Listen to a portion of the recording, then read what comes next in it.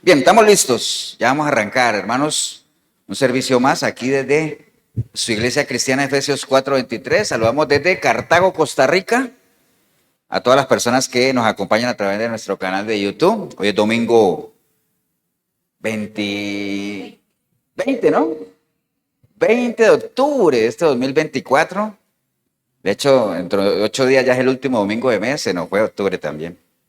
Y bueno, estamos listos, la iglesia ya que nos acompaña aquí local y también ustedes ahí en el video, así es que todo está preparado, para todo hay un tiempo, ya tuvimos tiempo de saludarnos, de alabar, adorar al Señor, ya los chicos se fueron y vamos a entrar al tiempo de la predicación, que es el más importante, ¿no?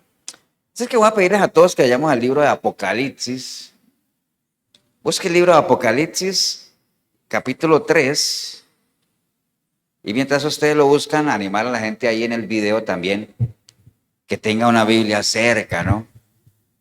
Libro de Apocalipsis, quizás es el libro más fácil de encontrar. Amén, Jorito. ¿Y qué haces por el Génesis? Es al otro lado. Apocalipsis, último libro de la Biblia. Vamos a leer algunos versículos.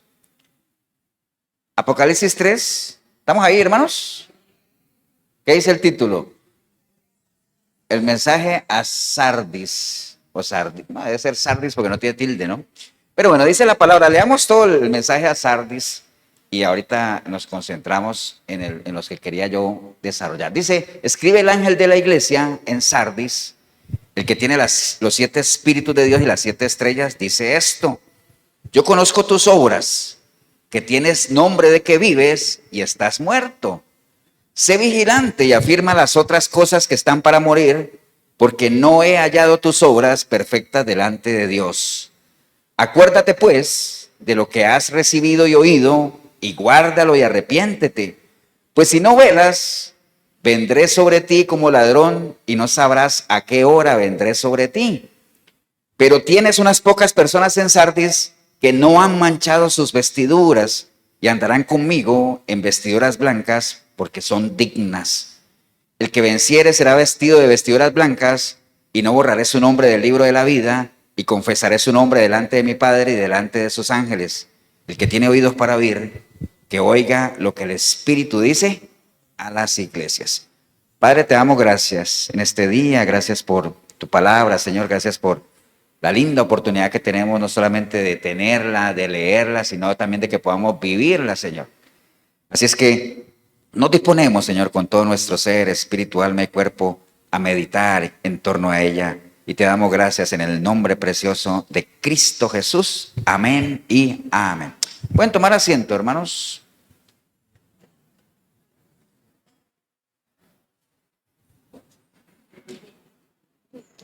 Acabamos de leer, hermanos, una porción de ¿qué? El libro de Apocalipsis, ¿no? A veces cuando uno le dice a la gente, vamos a ir al libro de Apocalipsis, a muchos se les para el pelo, ¿no? ¿Quiero decir? ¿No? Bueno, a la mayoría, pues, a la mayoría se les para el pelo. Cuando uno dice, vamos al libro de Apocalipsis, entonces, ¿por qué? Porque la gente inmediatamente dice, uy, ¿qué sello me irán a abrir? ¿O qué trompeta me irá a sonar, no? Pero bueno, el caso es que Apocalipsis es el último libro de la Biblia, nada más haciendo un contexto. Es uno de los escritos quizás que más se han estudiado de la palabra. De hecho, digamos como hay un título para los que se especializan en estudiar Apocalipsis. ¿Cómo llaman? ¿Cómo? Teólogo es el que estudia todo lo que tiene que ver con Dios, pero Apocalipsis, escatólogos. La escatología es una parte de la teología que se especializa en los tiempos finales, ¿cierto que sí? En los tiempos finales. Entonces, digamos que ya para meterse a ser escatólogo como tal, pues hay que tener un dominio muy, muy bueno de toda la palabra, ¿no?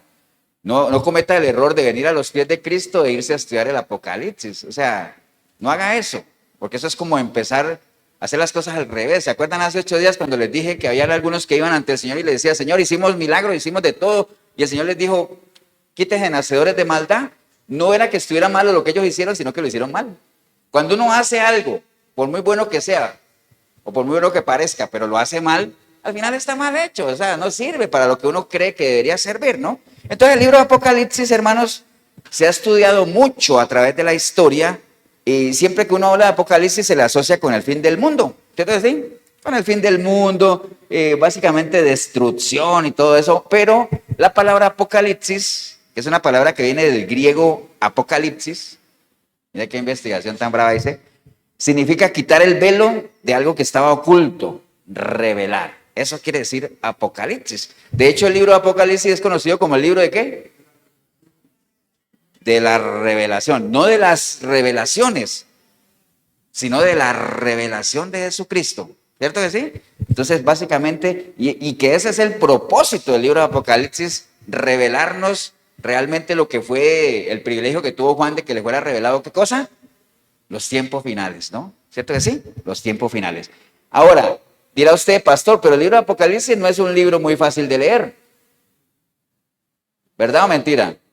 ¿Verdad? ¿Verdad? O sea, es un libro que tiene mucho simbolismo, o sea, es complejo realmente leerlo, pero no imposible tampoco, ¿no?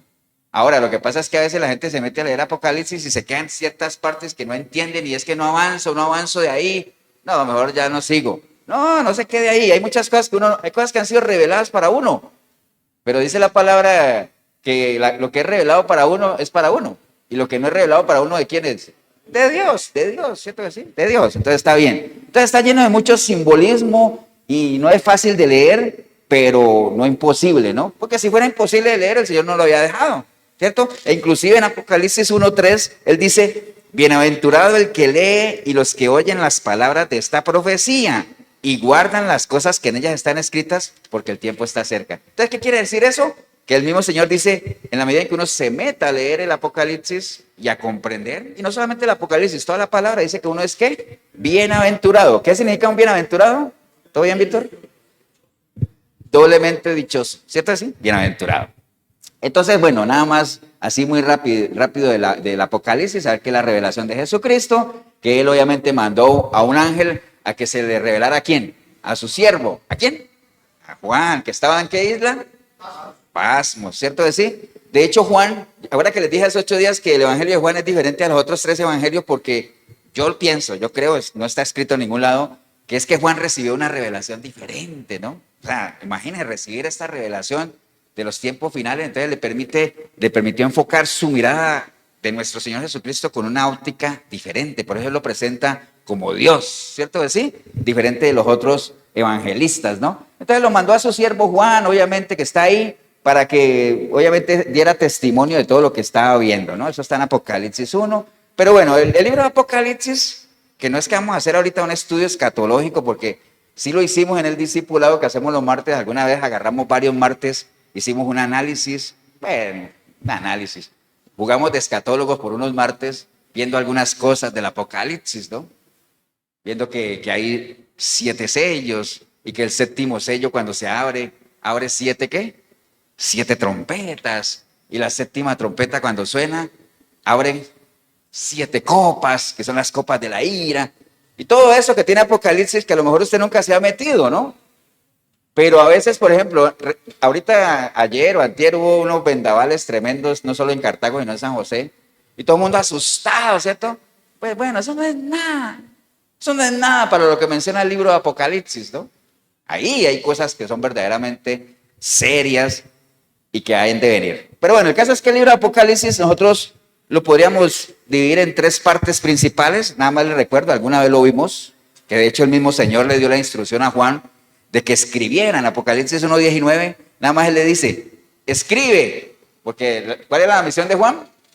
Escribir, ¿cierto? ¿Para qué? Para que nosotros hoy podamos leer lo que a él le fue revelado, ¿cierto? Entonces le dijo, escribe las cosas que has visto, primero, escribe las cosas que has visto, y las que son, y las que han de ser después de estas, ¿no? Entonces 3 partes del libro de Apocalipsis que le recibió Juan, escribe las cosas que has visto, las que son, y las que han de ser, las que han de venir, ¿cierto? 3 partes básicamente. Entonces, ¿cuáles son las cosas que has visto? Bueno, en el capítulo 1 de Apocalipsis, Juan hace una presentación de lo que él estaba viendo. Él presenta a Jesús en toda su deidad, ¿no? En el capítulo 1, siguiendo la instrucción que recibió, escribe lo que has visto. ¿Y qué decía él? Bueno, en Apocalipsis 1 el Señor se le presentó, yo soy el alfa y el omega, el principio y el fin, el que es y el que era y el que ha de venir, el todopoderoso. Entonces se le presenta a él, ¿cierto que sí? Y él lo escribe ahí. Pero no solamente ahí, ¿qué más escribió Juan? ¿Qué más? Aparte de Apocalipsis. ¿Qué libro escribió Juan? El libro de Juan. ¿Cierto que sí? Pues el Evangelio de Juan. Y en el Evangelio de Juan, acuérdese que los evangelios, ¿de qué se tratan los evangelios? De la vida del Señor, ¿cierto? ¿Qué escribieron los evangelistas?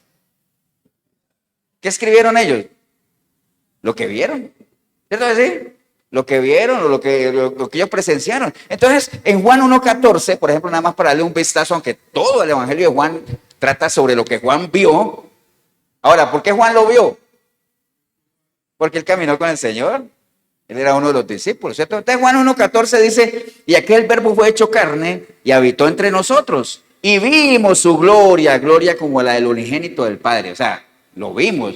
No fue que a Juan le contaron, Juan lo vio y eso es lo que está escribiendo. Siguiendo la instrucción que le dijo el Señor, escribe ¿qué? Lo que has visto. Y entonces, lleno de gracia y de verdad, Juan dio testimonio de él. O sea, Juan dice que Juan dio testimonio de él. ¿Cuál Juan está hablando de cuál Juan? Juan, el evangelista, está hablando de Juan, el bautista, que vino a dar testimonio de él, ¿cierto? Entonces, Juan dio testimonio de él y clamó diciendo, este es quien yo decía, el que viene después de mí, es antes de mí porque era primero que yo. Miren, entra la lengua. Porque de su plenitud tomamos todos y gracia sobre gracia. Pues la ley por medio de Moisés fue dada, pero la gracia y la verdad vinieron por medio de Jesucristo. Dios nadie le vio jamás. El unigénito Hijo que está en el seno del Padre, Él le ha dado a conocer. Entonces, ahí hay una muestra de lo que Juan escribió. ¿Qué escribió Juan? Lo que vio, ¿cierto? ¿Qué otro libro escribió Juan? Juan escribió Apocalipsis, ya lo traemos allá. Escribió el Evangelio. ¿Qué más escribió Juan? Las cartas, ¿no? Primera, segunda y tercera de Juan. Primera de Juan 1.1 dice, lo que era desde el principio, lo que hemos oído, lo que hemos visto con nuestros ojos, lo que vio, lo que hemos contemplado y palparon nuestras manos tocante al verbo de vida, porque la vida fue manifestada y lo hemos visto y testificamos y os anunciamos la vida eterna, la cual estaba en el Padre y se nos manifestó. Lo que hemos visto y oído, eso anunciamos, para que también vosotros tengáis comunión con nosotros, y nuestra comunión verdaderamente es con el Padre y con su Hijo Jesucristo. Estas cosas os escribimos para que vuestro gozo sea cumplido. Entonces, mire, un ejemplo ahí de lo primero que le mandó el Señor a Juan. ¿Escribe qué cosa? Lo que has visto, ¿no? ¿Lo escribió dónde? En Apocalipsis, lo escribió en el Evangelio de Juan y lo escribió en las cartas que él escribió. Entonces, ahí no hay bronca, ¿cierto? Lo que él ha visto. Y no solamente él, los demás evangelistas también escribieron sobre lo que él han visto. Ahora, ¿Pablo escribió sobre lo que vio? Pues no todo, ¿no? Porque realmente Pablo no caminó con el Señor. Pero a él le fue revelado por el Señor, digamos, ya resucitado, un Cristo resucitado, ¿no? Bien, entonces eso es lo que has visto, ¿no? La segunda parte del Apocalipsis que dice las cosas que son, que digamos es el capítulo 2 y 3, básicamente las cosas que son, que las plasma en qué cosa, en las cartas que el Señor mandó a quién, a las 7 iglesias, ¿cierto? Las 7 iglesias que hablan del Apocalipsis, que no es como a veces hay gente que ha preguntado, pastor, ¿y es que en ese entonces solo habían 7 iglesias? No, hombre, había muchas. Lo que pasa es que estas 7 iglesias, digamos, las toma como una representación de lo que era la iglesia de la época y de lo que es la iglesia de hoy. Si uno se pone a analizar cada una de las 7 iglesias del Apocalipsis, esas iglesias nos muestran las mismas situaciones que hay en las iglesias de hoy en día. Las mismas, ¿no? Entonces, ¿cuáles son las cosas que son? Las cartas que representan las iglesias, los problemas que hay hoy en día, que se presentan. Por ejemplo, él le mandó una carta a una iglesia que se llama Éfeso. ¿Cuál era el problema de Éfeso? Que es precisamente o una de las que uno más predica, ¿no? ¿Cuál era el problema de Éfeso? Hayan perdido su primer amor, ¿de acuerdo? Tengo algo contra ti, ¿qué? Has perdido tu primer amor. Éfeso, ¿no? Le mandó una carta a una iglesia que llamaba Esmirna. Esa iglesia tenía una particularidad, casi uno no predica sobre esas iglesias. Ella sufría de ¿qué cosa? Persecución. Era una iglesia que era perseguida, ¿no? Entonces, mire que cada una de esas cosas están presentes en las iglesias hoy en día. ¿Habrán iglesias hoy en día que han perdido su primer amor? Diría por ahí el hombre lobo. ¿Iglesias que son perseguidas? Sí. las que se mantienen ahí, no la persecución de esa época, ¿no? Que iba alguien a meterlos presos, ¿no? Pero sí hoy en día, como hay iglesias grandes y hay iglesias pequeñas, Anita, las grandes se quieren comer a las pequeñitas, no quieren opacarlas, y quieren, bueno, desacreditarlas, ¿no? Mandó también una carta a una iglesia que se llama Pérgamo. Era una iglesia que necesitaba arrepentirse. ¿Habrán iglesias hoy en día que necesitan arrepentirse? Cuando yo hablo de iglesias hoy en día, acuérdense que hay iglesias como organizaciones y también está la iglesia como organismo vivo, ¿no?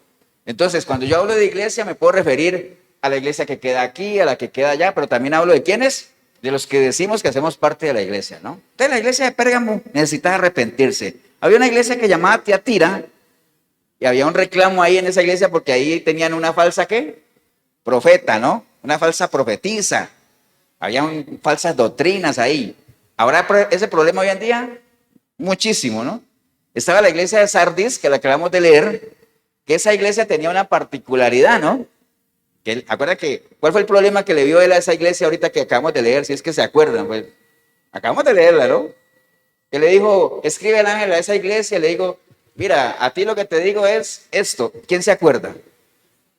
Y lo acabamos de leer, ¿no? ¿Cuánto hace que dicen que está vivo, pero está muerta, ¿no? Está una iglesia dormida ahí. Una iglesia que se ha dormilado. Iglesia de Sardis, que ahí vamos a entrar ahora. Después le escribió a la iglesia de Filadelfia, que era una iglesia que sí había perseverado. De las 7 iglesias, tan solo a una le escribió. ¿Para qué? No para recriminarle nada, sino para, digamos, darle ese reconocimiento de que era una iglesia que perseveraba, que se mantenía, la iglesia de Filadelfia. Y después está la iglesia de Laodicea, que era una iglesia con una fe, ¿qué cosa? Tibia, ¿no? Tibia, ni para arriba ni para abajo, como dirían en otros idiomas, ni chicha ni limonada. ¿Cierto que sí? ¿Conocen ese término, cierto? No es ni chicha ni limonada. ¿Por qué no es chicha? Porque no está lo suficientemente fermentada, ni tampoco es limonada, porque no está tan dulce. Usted está en la mitad y uno no sabe qué es. Esa iglesia tenía ese problema, ¿no? Tibia. Entonces, mire, 7 iglesias, 7 cartas, 7 realidades. ¿De cuándo? De ese entonces y de hoy. ¿Por qué? Porque la palabra es la misma de ayer, de hoy, de siempre. Las iglesias se mantienen los mismos problemas. Amén, hermanos. Entonces, escribe lo que has visto, ya lo vimos. Escribe lo que es, las 7 iglesias, y escribe lo que ha de ser, que es el capítulo 4 al 22 de Apocalipsis, ¿no?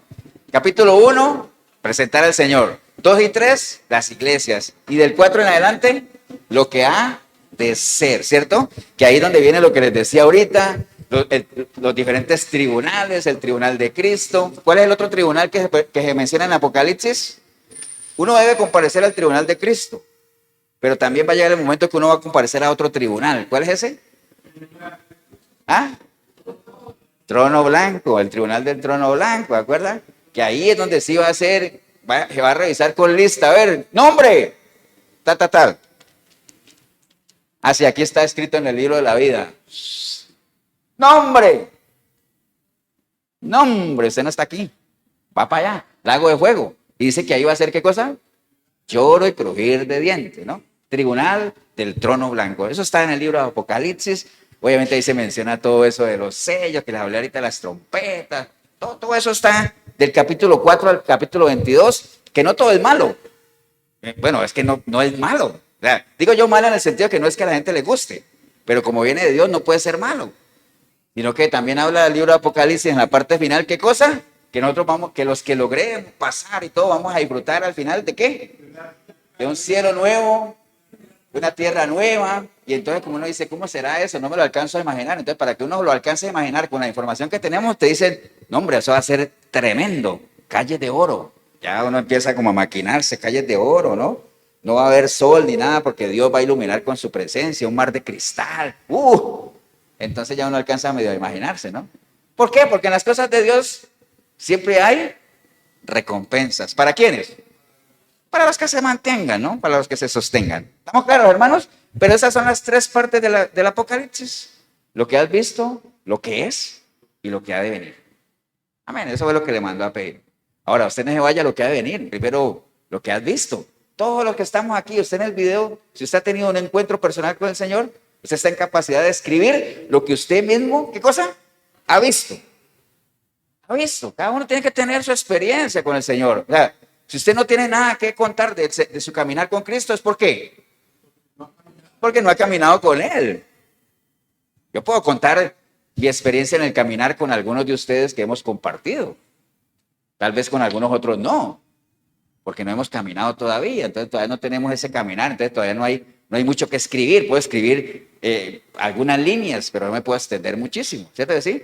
Entonces lo mismo pasa en nuestra vida, ¿no? Entonces vamos a concentrarnos, hermanos, en lo que leímos del mensaje a Sardis, o a Sardis, no, Sardis creo que es, para ver exactamente qué es lo que nos atañe a nosotros. Esta prédica se llama Yo conozco tus obras. Y ahora usted dirá, pastor, ¿y usted por qué cogió Sardis si todas las iglesias dicen yo conozco tus obras? Hubiera podido escogerlas todas, ¿cierto? ¿Sí?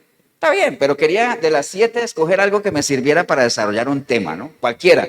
El libro, la de Éfeso, ya la tenemos conocidísima así, ¿no? Que ya sabemos aquello de que has perdido tu primer amor y que el Señor le reconoce su trabajo y les dice, porque siempre el Señor, acuérdate que Dios es un Dios de oportunidades y Él siempre te dice cuál es la situación en la que estás y qué es lo que tienes que hacer, ¿no? En la iglesia de Éfeso le dijo, bueno, a ustedes les reconozco lo que están haciendo, pero tengo algo contra ustedes, han perdido su primer amor y lo que tienen que hacer es esto, esto y esto. ¿Se acuerdan cuáles eran las 3 cosas que tenía que hacer Éfeso? Arrepiéntanse, no, acuérdense de dónde los he sacado, arrepiéntanse y vuelvan ¿a dónde? Vuelvan a sus primeras obras, vuelvan al primer amor. Que uno en lo natural lo entiende, ¿no? Cuando uno tiene una relación que se deteriora, uno dice, bueno, primero pida perdón, ¿cierto? ¿Sí? Después, obviamente, arrepiéntase, que simboliza ¿qué cosa? Cambio. Y después, vuelva a las primeras obras, vuelva otra vez a levantar su testimonio, a construir la confianza en pareja, a los detalles que se han perdido, a construir. Amén.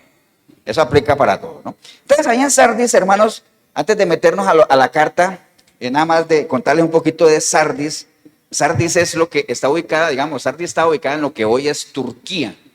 Hoy conocemos a Turquía, ¿cierto que sí? Ahí quedaba Sardis, era una ciudad muy próspera, tenía, digamos, una gran producción textil, entonces se movía mucho dinero ahí.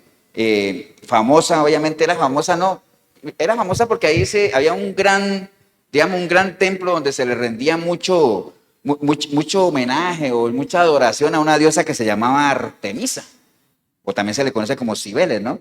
Entonces fue una de las principales ciudades, grandes ciudades, muy lindas edificaciones. De hecho, hoy en día todavía se conservan las ruinas. El caso es que era una ciudad, ¿qué cosa? Bonita, prestante, pero era. Y cuando yo digo era, ¿qué significa? Que ya no era. O sea, cuando Juan escribió esas cartas, solo quedaba, ¿qué cosa? El recuerdo de lo que esa ciudad alguna vez fue, ¿no? Pero ¿sabe cuál es el problema de eso? Que la gente seguía viviendo como si estuvieran todavía en esa época, llorando, en la época cuando, eso es como que hoy en día en Costa Rica uno sabe que ya hoy en Costa Rica no es lo mismo hace 30 años, ¿no? Porque todavía falta la gente que diga, ay, si vieras que hace 30 años la gente dejaba las puertas abiertas, se iban y los mismos vecinos le cuidaban a uno la casa, ¿me entiendes? Eso era 30, 40 años. Imagínense que después de haber pasado 30, 40 años, hoy en día, digamos, todavía parte de la gente siga creyendo que se puede hacer eso. No, hombre. Entonces, en esa ciudad de Sardis, la gente seguía viviendo del recuerdo de lo que alguna vez fueron. Y esa actitud a nivel de ciudad se había trasladado ¿a dónde? A la iglesia, ¿no? Entonces, la iglesia todavía seguía viviendo de un recuerdo, ¿no? Porque el Señor dice ahí, yo conozco tus obras, le dice, yo conozco tus obras. Ahora, ¿por qué el Señor empieza siempre con esa salvedad de que yo conozco tus obras? ¿Por qué? Pero porque en general lo podemos decir, mira, el Señor no solamente a las 7 iglesias, a todos nos dice, yo conozco tus obras. ¿Por qué? ¿Por qué lo dice Él? Porque efectivamente sí las conoce. Él todo lo sabe. Amén. Él sabe por qué, vea, Él sabe por qué cada uno de ustedes y usted en el video están aquí hoy. ¿Sabe por qué? Él sabe por qué yo estoy predicando. Él sabe por qué hacemos lo que hacemos. Él sabe por qué servimos los que sirven. Y Él sabe por qué no sirven los que no sirven. Cuando yo digo que no sirven es porque, obviamente, no solamente aquí en la iglesia, sino que estén haciendo algo para el Señor, pues. Amén. Él sabe por qué. Y no es suficiente con que uno diga que está haciendo como aquellos que llegaron a decirle, Señor, yo hice de todo. Y él digo, apártense de aquí, hombre. Hice así como, me acordé hasta de ese Batman que le pega a Robin ahí, ¿no? Pártate de aquí, ¿sí o no? Yo no te conozco, hiciste las cosas mal. No seguiste las instrucciones. Amén, hermano, ¿o no? Entonces, yo conozco tus obras, empieza él con eso. Y ahí tenemos que partir, hermanos. Hay un versículo en la Biblia que dice que Dios no puede ser burlado, ¿no? Él conoce nuestras obras, lo que usted esté haciendo. Y Él sabe si lo que usted está haciendo lo está haciendo bien o no lo está haciendo bien. Y Él no tiene problema en reconocer lo que usted está haciendo, pero tampoco tiene problema en decirle que lo está haciendo mal y qué es lo que tienes que hacer para que lo que estés haciendo lo hagas bien. Porque de eso es que se trata. Hay muchas cosas que uno hace. Bueno, en lo natural pasa eso. Hay muchas cosas que uno hace supuestamente para la familia. Amén. Pero muchas veces se olvida de la familia por estar haciendo cosas para la familia. Hay muchas cosas que se supone que uno hace para Dios, pero uno termina olvidándose de Dios. Amén. Entonces hay que tener mucho cuidado con eso, ¿no? Amén, hermanos. Entonces, bueno, básicamente por ahí vamos, estamos leyendo el versículo 1, le dice, yo conozco tus obras, y le dice que tienes nombre de que vives y estás muerto, ¿no? Es un mensaje muy duro, hermanos. Yo creo que no solamente para esa iglesia y para la iglesia en general, sino para uno en lo personal. Que alguien le diga, mira, yo tengo algo contra ti, que te crees que estás vivo y resulta que estás muerto. Ustedes se acuerdan, no sé si ustedes se vieron, hace tiempo no les ponía ejemplos de películas, ¿no? ¿Ustedes se acuerdan de esa película de Ghost, La sombra del amor? Me la he visto como 40,000 veces y en todas se muere. Entonces el asunto es, ¿acuerda cuando él comienza a ver y cree que está vivo? Cree que está vivo, pero resulta que está muerto, ¿cierto? ¿Sí? Y si no está moderno, hay una película también que se llama Sexto Sentido. ¿Tampoco la han visto? Aquí el único que ve películas soy yo, que Sexto Sentido, ¿se acuerdan? Que empieza que un niñito que ve qué cosa, muerto, ¿cierto? Es que si de pronto les digo los que no la han visto, no importa, el caso es que el que está con el niñito, él cree que está vivo, pero resulta que está muerto y salado. Los que no la han visto, que ya les dañé el final. Pero bueno, el caso es que está muerto. Entonces, hay mucha gente que cree que está viva, pero ¿qué pasa? Está muerta. Estamos hablando desde qué punto de vista espiritual, porque si fuera desde el punto de vista natural, qué miedo, ¿ah? Pero bueno, está bien. Hay mucha gente que cree que está viva. Eso le pasa a esta iglesia. Ellos tenían un nombre de que estaban vivas, ¿no? Porque el Señor en ningún momento de esta iglesia se menciona que sufriera persecución, que estuvieran en pecado, que hubieran falsas doctrinas, ¿no? Simplemente le dice que estaban jugando ¿de qué? De vivos. Estaban jugando de vivos. Sí, estaban jugando que tenían un nombre. ¿Un nombre de qué? Probablemente, yéndonos a la época de la ciudad, que era una ciudad próspera, probablemente era una iglesia que tenía lo suyo, ¿no? Una iglesia bien concurrida, tenía su buena música, tenía sus comodidades y todo ese asunto, que fue lo que la gente se concentró más en esa iglesia, ¿no? Pero eso no es lo que le da vida a una iglesia. Quieran decir amén, pero bueno, amén, sí, eso no es lo que le da vida a una iglesia, ¿no? Lo que le da vida a una iglesia es lo que vivifica. ¿Qué es lo que vivifica? La letra mata, pero ¿qué es lo que vivifica? El espíritu. O sea, la vivencia es lo que le da vida al asunto, ¿no? Amén, hermano, ¿o no? ¿Estamos claros, no? Entonces, bueno, obviamente el Señor, como les decía, es una verdad muy dura, pero necesaria.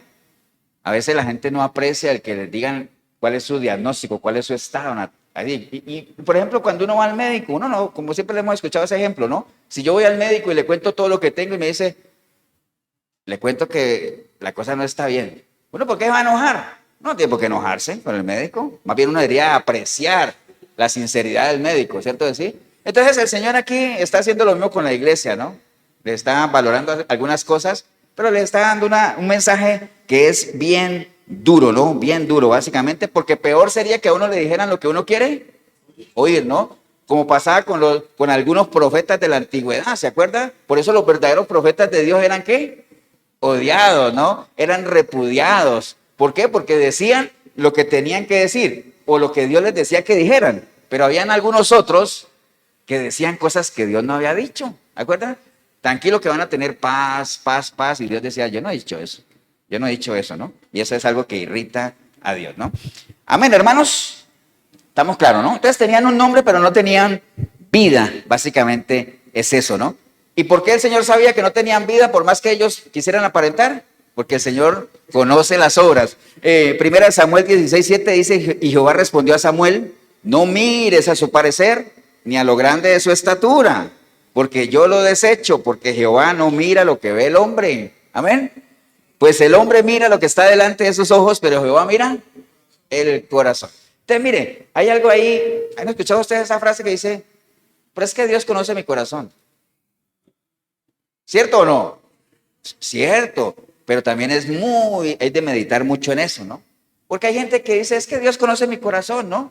Está bien, como Él conoce tu corazón, conoce tus obras, debería uno de asegurarse que esas obras o lo que Dios ve en uno sea algo que a Él le agrade. ¿Cierto que sí?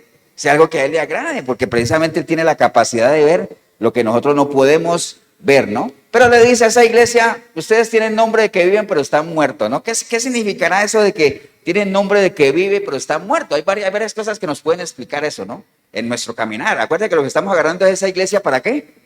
Para agarrar y echar para nuestro saco, ¿no? Amén, hermanos.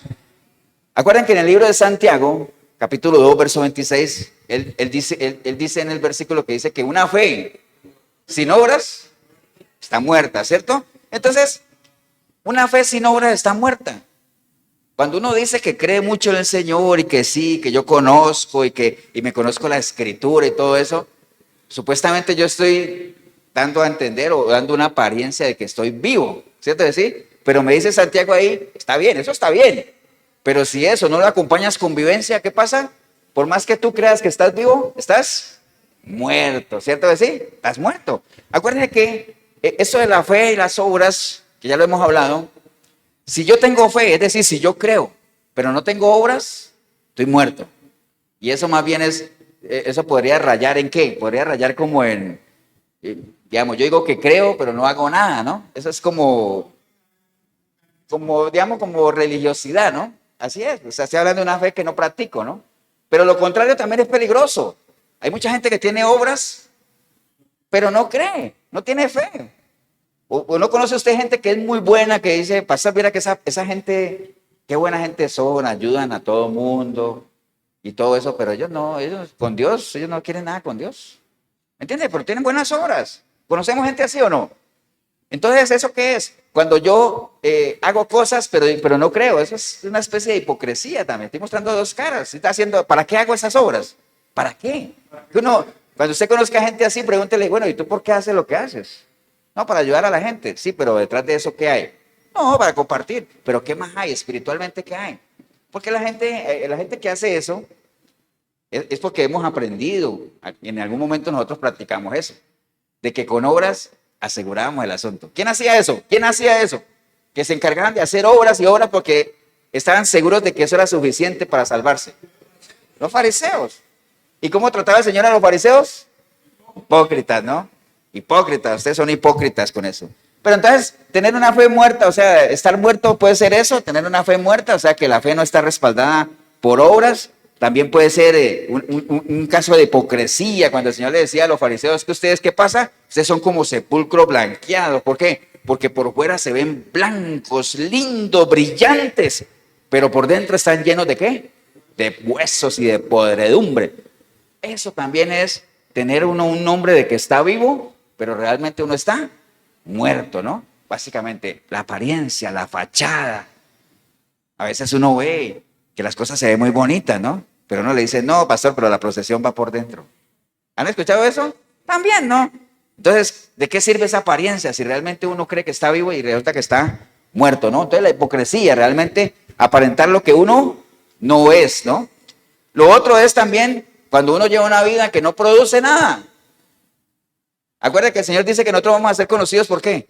Por los frutos, ¿no? Entonces, cuando usted lleva una vida, un caminar cristiano, entre comillas, también, y se mete en la palabra, lo que sea, pero no le ven frutos en usted, o sea, no se ve cambio, como decía Milena ahora, creo que decía, no hay cambio, y el cambio cuando un cambio se da, tiene que ser ¿qué?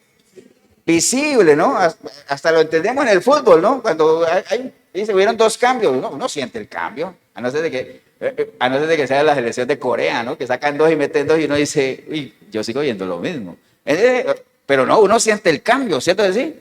Uno siente el cambio. Los cambios tienen que ser visibles. Y en la vida cristiana, si hay un nuevo nacimiento genuino, ese nuevo nacimiento tiene que ir acompañado ¿de qué? De frutos. ¿Dignos de qué? De arrepentimiento, ¿no?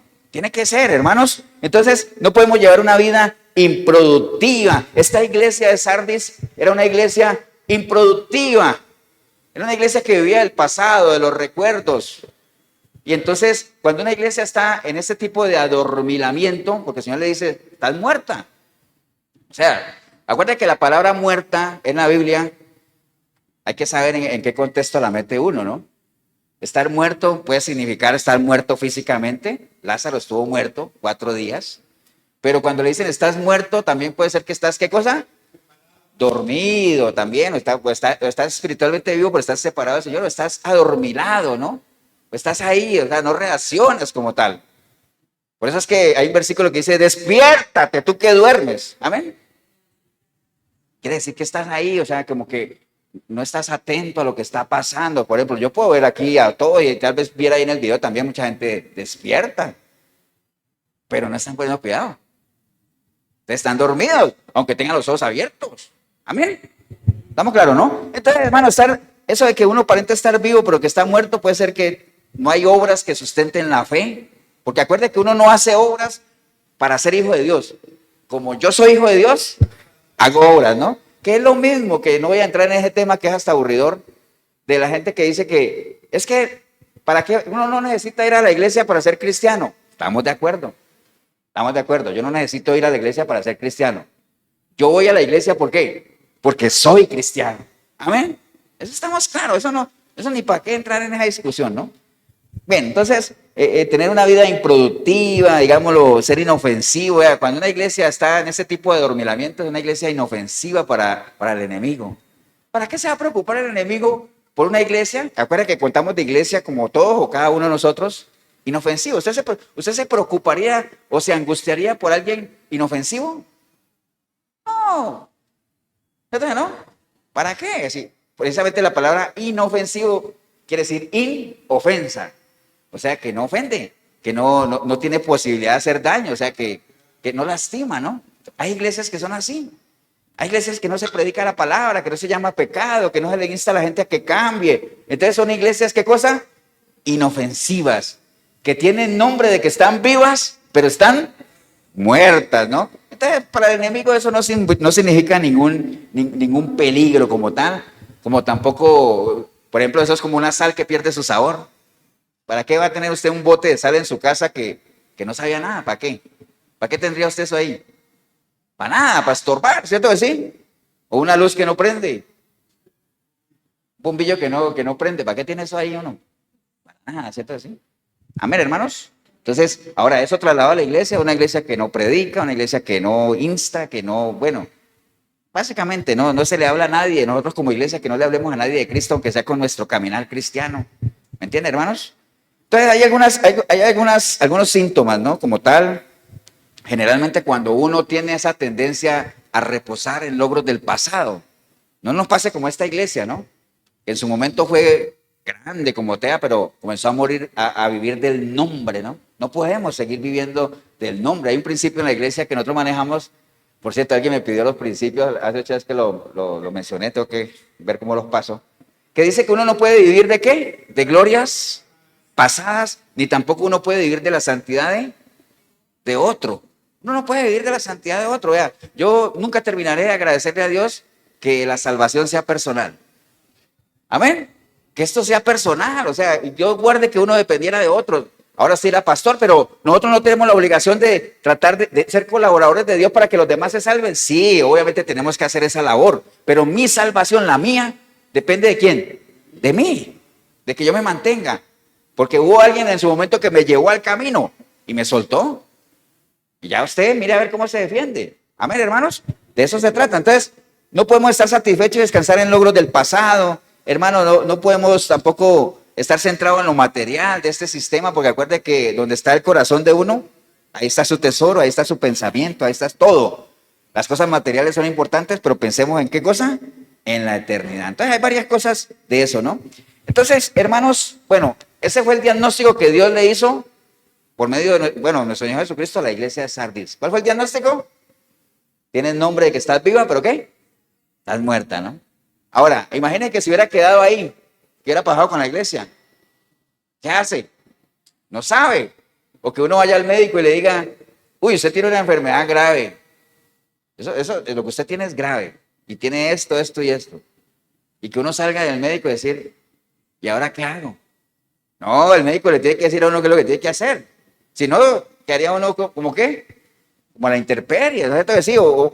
Habría hecho una visita en vano, ¿cierto que sí? Entonces el Señor le da ese diagnóstico a la iglesia. Ustedes son una iglesia que creen que están vivos, pero están muertos. Otro versículo dice que hay gente que cree que su camino es un camino de vida, pero su camino es un camino de muerte, ¿cierto que sí? Varias veces la palabra misma lo advierte. Entonces viene lo que es las instrucciones de lo que la iglesia debería hacer, que es lo que nosotros tenemos que tomar para nosotros. Entonces lo primero que le dice en el versículo 2, le dice, sé vigilante. Lo primero, sé vigilante. Ahora, esta ciudad de Sardis estaba ubicada en una colina. Entonces, por la ubicación, era una ubicación estratégica. Entonces, militarmente, usted sabe que cuando eso está en las colinas, militarmente es muy difícil conquistarla. Muy difícil, pero no imposible. De hecho, por eso el Señor en Abdías dice, hablándole a los orgullosos, dice que por muy alto que hagas tu nido, en tu soberbia, y ahí te voy a bajar. Es difícil, pero no imposible. Entonces, esa ciudad estaba en una colina, militarmente era muy difícil conquistarla, pero 2 veces la conquistaron. ¿Y sabe por qué? Porque los que pusieron a vigilar se confiaron. ¿Se confiaron por qué?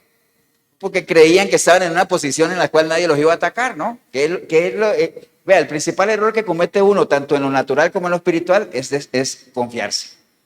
No se confíe. No se confíe. Recuerda que una vez hicimos una predica aquí que decía que el que baja la guardia, ¿qué pasa? Bajar la guardia es derrota segura. ¿Cierto que sí? Si no, pregúntele a los que vocean. Bajan la guardia y lo noquean. ¿Cierto que sí? Entonces, ahí estaba el plan para el Señor. Sé vigilante. Entonces, eso no era algo desconocido para la ciudad. Ellos tenían que vigilar, mantenerse. La Biblia no se cansa de darnos consejos a nosotros de que estemos, ¿qué? Velando. Velad, estén atentos, no se descuiden, no ignoren las maquinaciones del enemigo. Amén, hermanos. Despiértate, dice la palabra, ¿no? Despiértate, tú que duermes, ¿no? Entonces, que estuvieran, ¿qué cosa? Vigilantes como tal, ¿no?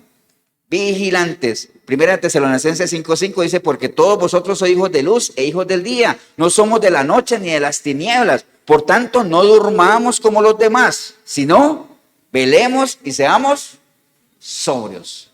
Entonces, es una recomendación válida para esa iglesia, válida para todos nosotros. Sé vigilante, sé atento. Recuerde lo que hemos dicho aquí muchas veces, ¿no? Todos los mensajes que uno escuche le tienen que servir a uno como una campana de alerta. ¿Para qué?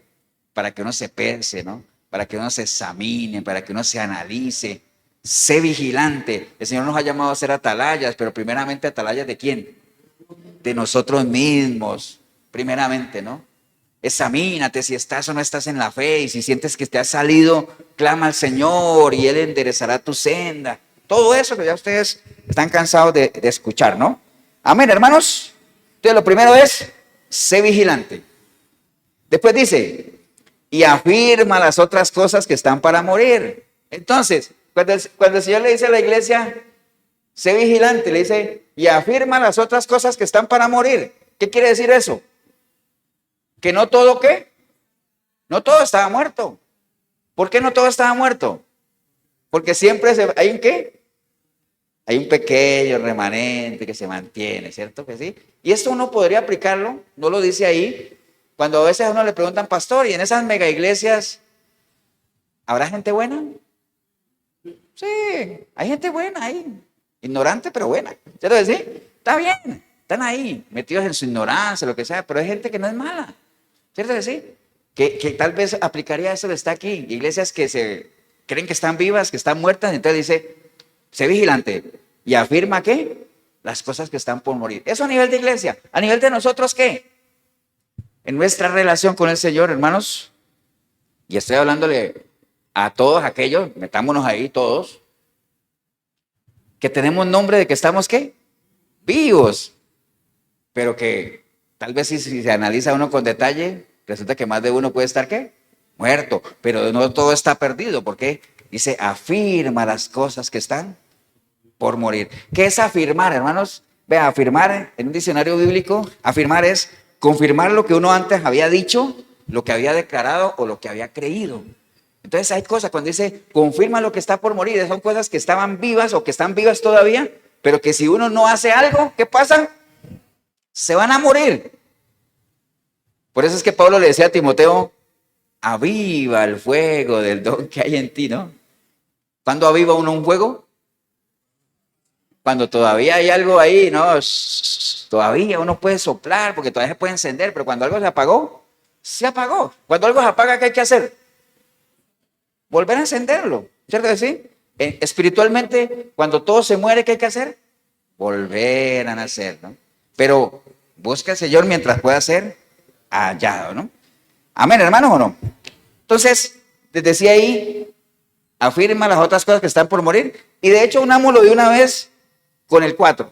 Porque el 4 dice, pero tienes unas pocas personas en Sardis que no han manchado, ¿qué cosa?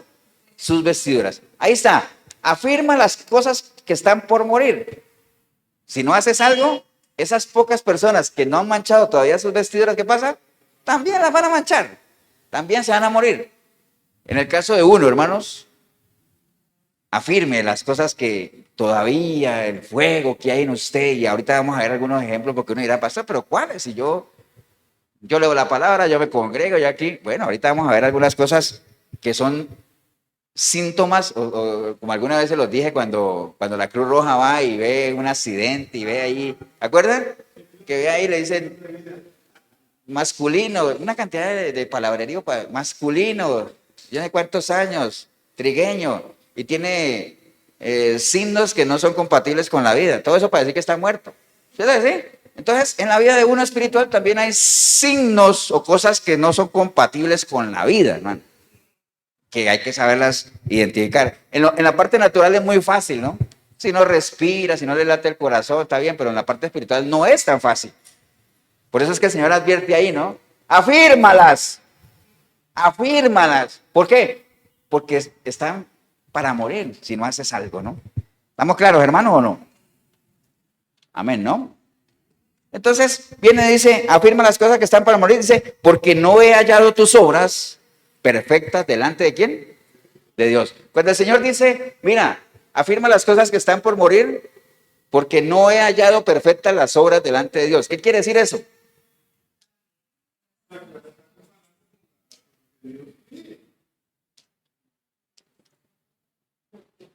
Cuando yo le digo a alguien, mira, lo que estás haciendo no me agrada, ¿qué le estoy reconociendo? ¿Ah? ¿Cómo? ¿Está qué? Sí, cuando yo le digo a alguien, mira, lo que estás haciendo no me gusta, ¿qué le estoy reconociendo? Que está haciendo algo, que no me gusta otra cosa, ¿cierto que sí? Entonces el Señor le está diciendo, porque no ha hallado perfectas las obras delante de Dios. Eso quiere decir que la iglesia sí estaba haciendo ¿qué? Obras, sí estaba haciendo cosas, ¿cierto? Pero mire que no todas las cosas que uno haga, supuestamente para Dios, le agradan a Él. Y lo vimos hace 8 días que les dije, ¿no? Hay que hacer las cosas en el orden que Dios establece que se hagan. Primero con conocimiento, por eso es que la palabra dice, vea, ¿usted quiere agradar a Dios? Esa pregunta la tiene que contestar así. ¿Qué necesita uno para agradar a Dios? ¿Ah? Fe. ¿Por qué? Porque sin fe es imposible agradar a Dios. O sea, y ya todos saben qué es eso, ¿no? Conocer a Dios para saber lo que a Él le gusta. Ya hemos puesto muchos ejemplos de eso, ¿no? Entonces dice aquí, no he hallado perfectas tus obras delante de Dios. Y ahora dice, pastor, ¿y habrá alguna obra perfecta delante de Dios? Entonces volvemos al tema de la palabra perfecto, ¿no? Que la palabra perfecto, ¿qué es? Sinónimos, algo íntegro, algo hecho con obediencia, algo hecho poniendo lo mejor de uno para hacerlo bien. Eso es algo perfecto, ¿no? Y tener un corazón perfecto para Dios tiene que ver con eso también. Entonces dice, sé vigilante y afirma las cosas que están para morir. Digamos más adelante también, porque hay algunas personas ahí que todavía todavía son rescatables, ¿no? Entonces, ubiquémoslo en la iglesia, también aplica, y ubiquémoslo en la vida de nosotros. Busque dentro de usted, como iglesia, cuáles son aquellas cosas que usted ve que están en riesgo en su relación con el Señor y que si usted no hace algo, están condenadas a morir, ¿no? Y cuando las identifique, ¿qué cosa? Afírmelas, es decir, lo que les dije afirmar es confirmarlas, es decir, en lo que usted dice que ha creído, en lo que usted ha practicado, afírmalas, que fue lo mismo que el Señor le dijo a la iglesia de Éfeso. Vea, hay cosas que ustedes hacían que a mí me gustaban y ya no las hacen, entonces les recomiendo, ¿qué cosa? Vuelvan ahí. Y también se lo dijo el Señor en Jeremías, ¿se acuerdan? Cuando le mandó a decir con Jeremías al pueblo, le dijo, díganle al pueblo que ¿qué? Que hagan un alto en el camino, que miren. ¿Y que miren qué cosa? La senda, ¿qué? Antigua, es decir, las cosas que hacían antes, que a mí me gustaban, decía el Señor, y que dejaron de hacer. Vuelvan allá. Amén, hermanos. ¿Estamos claros, no? Después dice en el versículo 3, acuérdate pues de lo que has recibido y oído. Siempre es una buena estrategia, hermanos.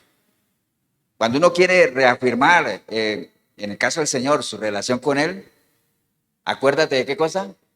Acuérdate de no olvidarte de dónde el Señor te ha sacado.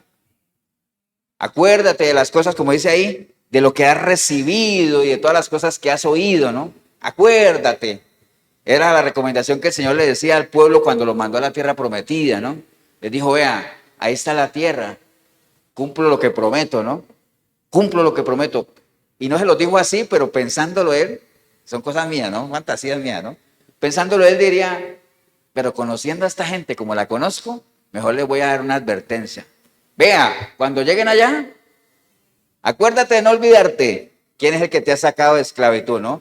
Porque no vaya a ser que cuando estés allá y entonces tus vacas empiecen a dar leche y tus terneros a crecer y la tierra a producir y tú digas, wow, qué carga soy, ¿no? Y te olvides de Jehová tu Dios, que fue el que te sacó de tierra de esclavitud. Amén. Entonces la recomendación que le da ahí a todos nosotros, hermanos, a todos. Primero, sé vigilante. Segundo, afirma las cosas en las cuales usted identifique que hay debilidad, ¿no? Ay, es que el Señor conoce mi debilidad. Sí, pero también cada uno de nosotros conoce cuál es nuestra debilidad. Y el enemigo también la conoce. Entonces, ¿qué cosa? Afirme las cosas que están por morir. O sea, cuando los de la Cruz Roja llegan y ven un cuerpo ahí, dependiendo de lo que ellos vean, le dan RCP a la persona. ¿Qué es RCP? Reanimación cardiopulmonar, ¿cierto decir? Pero ellos no le dan eso a todo mundo, ellos le dan ¿a quién? Al que por lo menos vean que tiene ¿qué? Signos compatibles con la vida, ¿cierto decir? Pero si alguien está, por ejemplo, qué feo, no digo eso. Si alguien está, por ejemplo, ya decapitado y todo eso, ¿para qué van a poner ahí? No tiene sentido, ¿cierto? No tiene sentido. Amén, hermano, ¿o no? Entonces, acuérdate que lo has recibido y oído, ¿y qué pasa? Guárdalo. ¿Qué significa guardar? Depende, ¿no? Yo le digo ahí, cuando el Señor dice, guarda mis mandamientos, ¿qué significa? Cumplirlos, vivirlos, ¿cierto?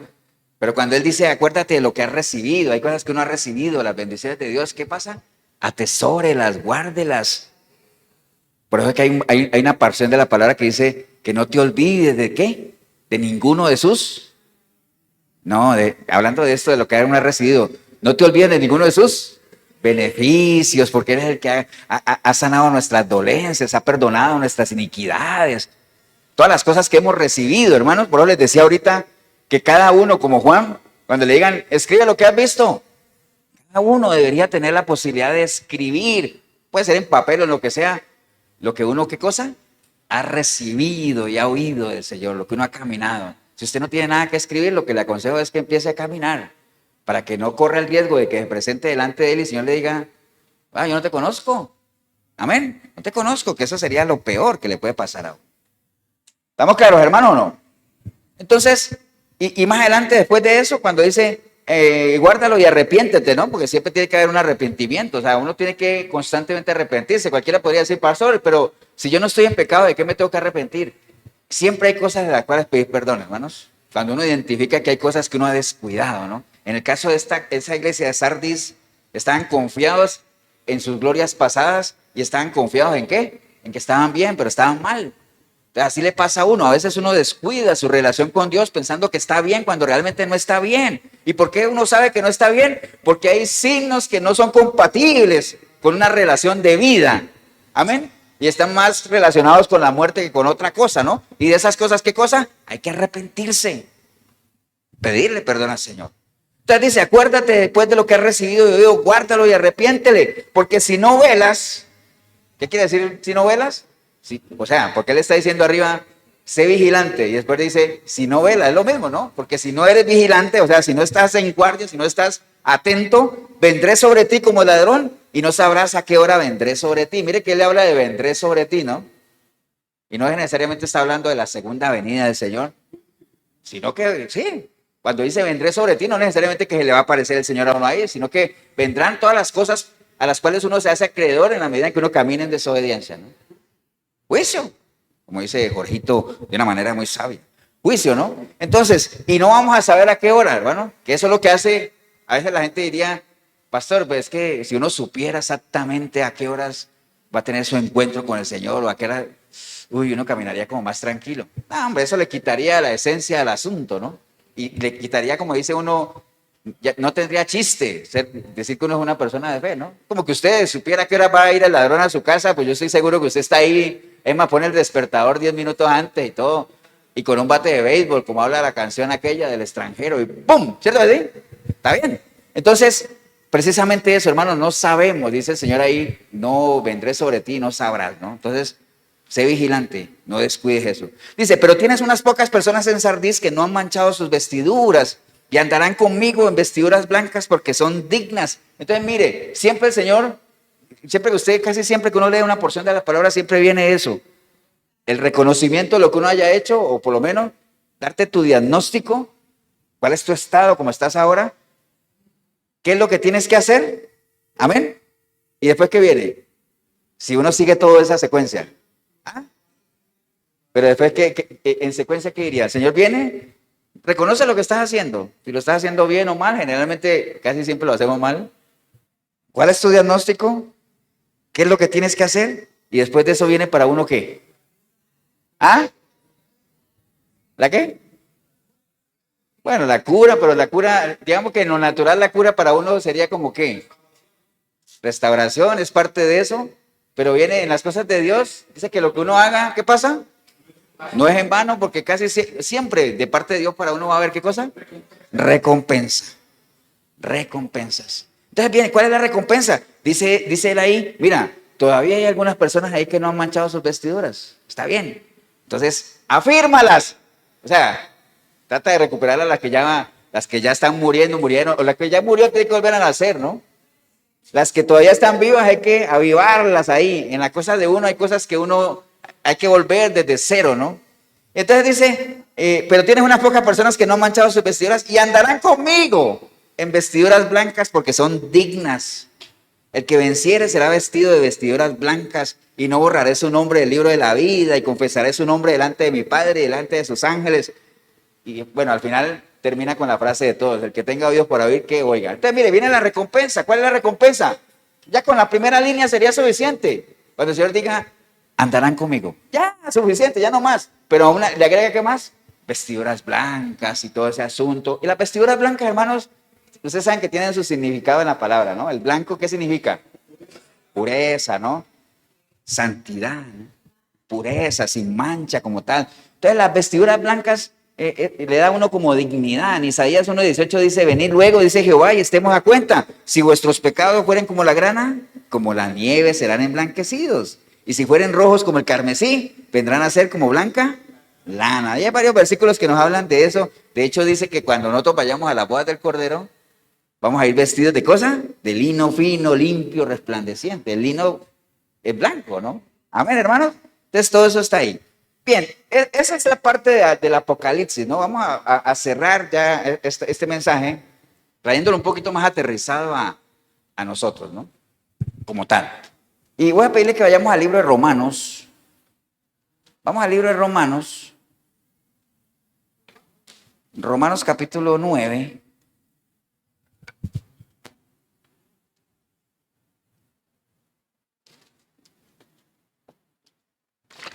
Romanos capítulo 9.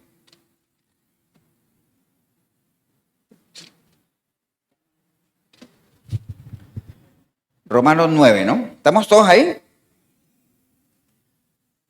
¿Quién escribió Romanos? Pablo, ¿no? ¿A quién?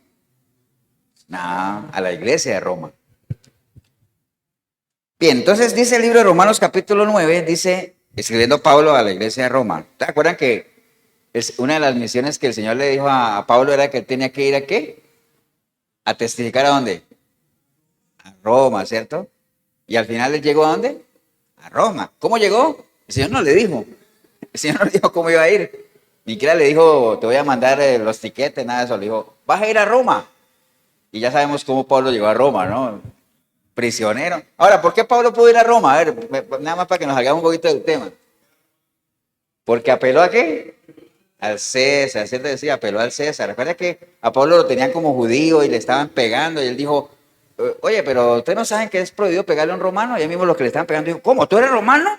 Sí, claro, de nacimiento. Y dice, uy, que hasta hicieron un concilio ahí para decir, ¿ahora qué vamos a hacer? Y entonces ahí mismo él apeló al César porque era prohibido pegarle a un romano y ellos le estaban pegando a un romano. Entonces, esa es de las cosas que uno, les decía la vez pasada, que Pablo utilizó todo lo que estaba a su alcance, ¿para qué? Para lograr su propósito. Él tenía un propósito diferente al de nuestro Señor Jesucristo. Entonces, entre el propósito de él estaba ir a Roma. Entonces digo, apelo al César. Entonces tenían que llevarlo. ¿A dónde estaba el César? En Roma. Entonces tenían que llevarlo allá. ¿Cierto que sí? Bueno. Entonces, hermanos, en el capítulo 9 de Romanos, Pablo le está escribiendo a la iglesia y le dice, verdad digo en Cristo que no miento, y mi conciencia me da testimonio en el Espíritu Santo, que tengo gran tristeza, dice él, ¿no?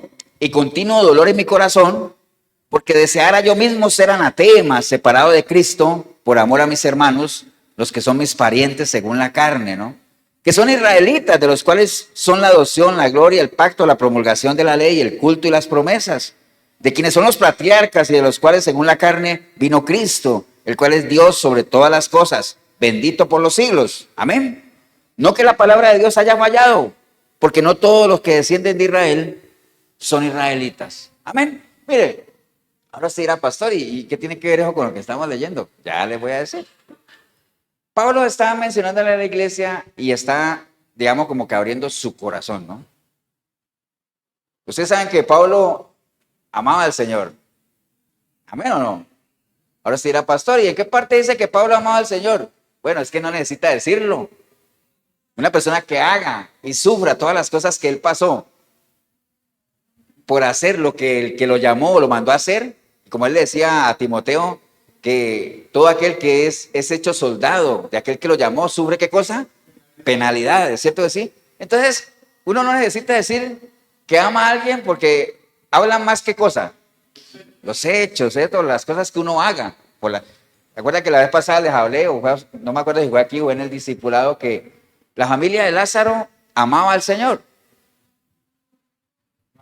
Ahora, yo sé que Jesús amaba a la familia de Lázaro porque cuando lo mandaron a llamar le dijeron, hey, aquel al que tú amas está enfermo, está bien.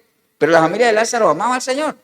¿Y cómo lo demostraban? Con hechos. ¿Acuerdan que una vez le hicieron un agasajo ahí en Betania y María abrió un perfume de nardo que valía 300 denarios, que nosotros hicimos la cuenta del discipulado, eran como 4 millones de colones al día de hoy, un perfume? ¿Quién le abriría a otra persona un perfume de 4 millones para ungirlo en señal de cariño? Yo no creo que cualquiera haga eso.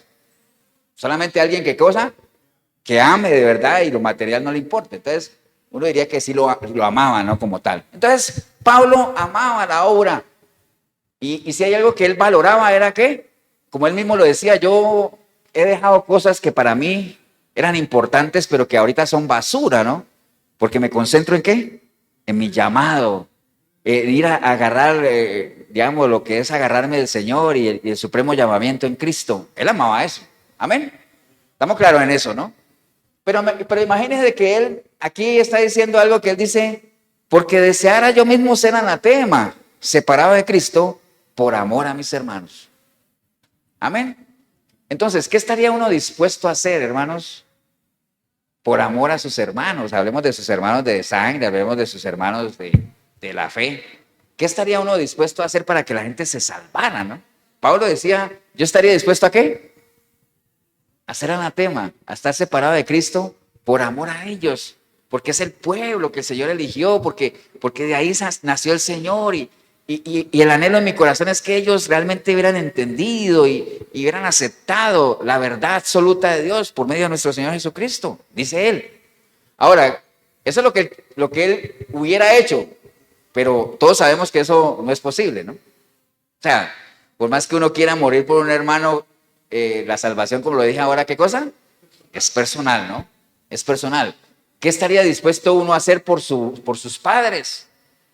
Por sus hermanos de sangre, por la familia, la gente que uno quiere. ¿Qué estaría uno dispuesto a hacer para que ellos puedan alcanzar la salvación? Bueno, cada uno contéstese, ¿no? Pablo lo deja muy claro ahí, ¿no? Aunque él sabe que eso no es posible, ¿no? Entonces, como les decía yo ahora, hermanos, acabamos de leer esto, porque estábamos hablando al principio de una iglesia que se llama Sardis, que era una iglesia que tenía nombre, que estaban vivos y se vanagloriaban de cosas que hacían y tenían no buenas obras, tenían obras y todo eso, pero al final el Señor le dice, ¿ustedes de qué vienen a jugar de vivos si ustedes están muertos? Están muertos. Entonces, pónganse las pilas, no dice así, ¿no? Sean vigilantes, afirmen lo que está todavía, que no se ha muerto, afírmenlo, recupérenlo, aviven eso. Vuelvan otra vez a las primeras cosas, arrepiéntanse y nunca olviden todo lo que se les ha dado y lo que han escuchado. Eso fue lo que les dijo, ¿no? Entonces, estamos leyendo aquí una frase muy clásica que nosotros conocimos y que hemos repetido, que Pablo le dijo, que dice que no todo el que desciende de Israel, ¿qué pasa? Es israelita, ¿cierto? Entonces, volviendo al ejemplo de la iglesia de Sardis, que era una iglesia supuestamente cristiana, pero no todo el que está en una iglesia cristiana, ¿qué pasa? Es cristiano. Eso lo tenemos claro, ¿no? Y es lo mismo que les hablé ahora, que uno no va a la iglesia para ser cristiano, sino que uno, como es cristiano, va a la iglesia. Si usted viene a la iglesia para ser cristiano, si usted no nace de nuevo, no se arrepiente y no le entrega su vida a Cristo, usted puede venir todas las veces que quiera. Pero nunca va a ser cristiano hasta que no tome esa decisión. Hasta que no afirme, ¿qué cosa? Lo que supuestamente usted cree, ¿no? En un Cristo. ¿Estamos claros, hermanos? Entonces, todos estos mensajes que les he dicho deben servirnos para lo que les dije ahorita de uno pesarse en la balanza del Señor, realmente eso, ¿no? Entonces, no se conforme, hermanos, con decir que usted va a una iglesia cristiana. O sea, no se conforme con eso. Es más, ni siquiera se conforme con que usted sea hijo de Dios. Es decir, dándole el beneficio de la duda que usted alguna vez le entregó su vida al Señor. No se conforme con eso. Usted tiene que trascender. ¿A qué? A ser cristiano de verdad. Porque ¿quién es un cristiano? Bueno, está bien. Uno cuando le entrega su vida a Cristo dice que el que tiene el Espíritu de Cristo es de Él y todo eso. Y somos hijos de Dios y nos dio el privilegio. Pero uno trasciende a ser cristiano cuando uno ya tiene ¿qué? Los pensamientos de Cristo. Acuérdense, un principio de la iglesia. Nosotros somos tan cristianos como pensamientos de Cristo tengamos aquí. Si usted no tiene pensamientos de Cristo aquí, usted puede ir a una iglesia cristiana, pero usted no es cristiano. Eso lo tenemos que tener claro, ¿no? Y lo afirma Pablo aquí al decir, no todo el que viene a Israel es israelita, no todo el que se dice cristiano es cristiano. Amén, hermanos. Porque aquí en la iglesia todos parecemos cristianos. Y si usted donde se congregue, seguro que cuando está sentadito ahí, todos parecemos cristianos. Amén. Pero ¿qué pasa cuando salimos de aquí? ¿Seguimos siendo cristianos o no? ¿Cómo que depende, ahorita? No me hagas quedar mal, ahorita. Depende de qué. No. Uno es cristiano, si uno verdaderamente es cristiano, uno es cristiano donde vaya. Amén. Donde esté. Por eso que a veces cuando uno dice, a veces alguien me dice, pastor, es que no puedo ir porque es que voy el domingo para la playa. Está bien, disfrútalo. Disfruta el tiempo y medita, pero uno no deja de ser cristiano allá. Y no es que uno deja el traje cristiano en San José y se pone el traje mundano para ir a la playa, ¿no? Hay que disfrutar, en todos lados hay que dar testimonio. ¿Por qué? Porque la fe, si uno dice que tiene fe, ¿qué pasa? La fe va a ser ¿qué? Probada, todo va a ser probado. Y lo que usted haga después del culto o entre semana, es una responsabilidad ¿de quién? De cada uno, hermanos. Cada uno tiene que cuidar ¿qué cosa? Las cosas que todavía están ahí, que usted, que no han muerto, avívelas, afírmelas, refuércelas, déles RCP, reanímela. Amén, hermano, pero lo tiene que hacer ¿quién? Cada uno. ¿Acuerdan del rey aquel, no? Dios va a poner en tus manos ¿qué? Al enemigo. ¡Wow! ¡Qué bueno! Sí. ¿Y cuándo va a hacer eso? En la batalla. Ah, sí. ¿Y quién va a iniciar la batalla? Tú la vas a empezar. Tú la tienes que empezar. Tienes que pelear. No solamente empezarla, sino pelearla y ganarla, ¿no? Entonces, hermanos, no es responsabilidad ni de la palabra, bueno, de la palabra que usted tenga, pero usted no le puede echar la culpa que la palabra no está haciendo su labor si usted después es solo cristiano de iglesia.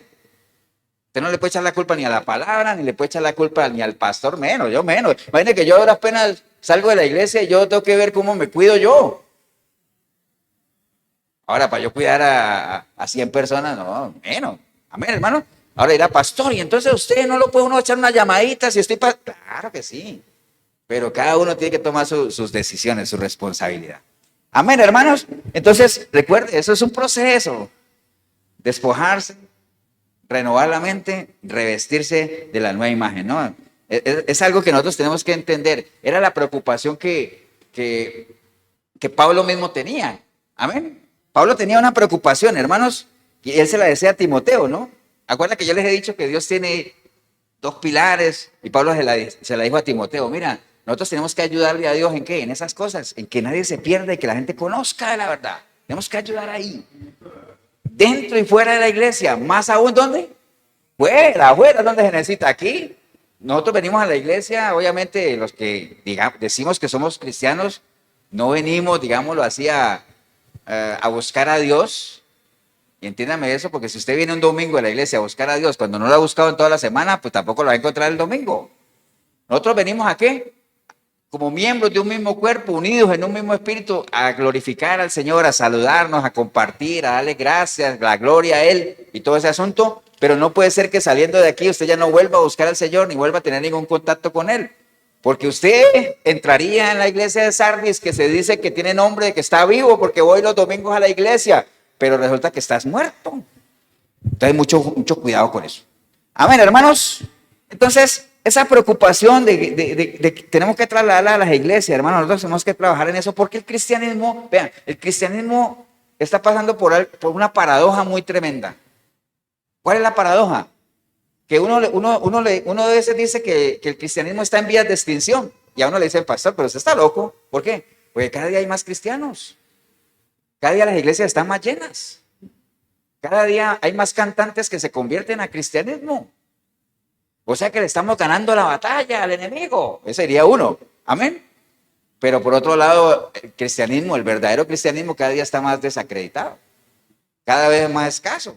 Cada vez hay menos palabras en las iglesias. Amén. ¿Por qué? Entonces, ahora que mencioné eso de los cantantes que se convierten, que cada rato preguntan, pastor, ¿y usted qué piensa de Daddy Yankee?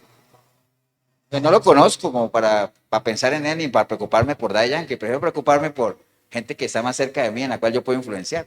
Amén. Pero dándole el beneficio de la duda, ¿qué tiene que dar él? Frutos.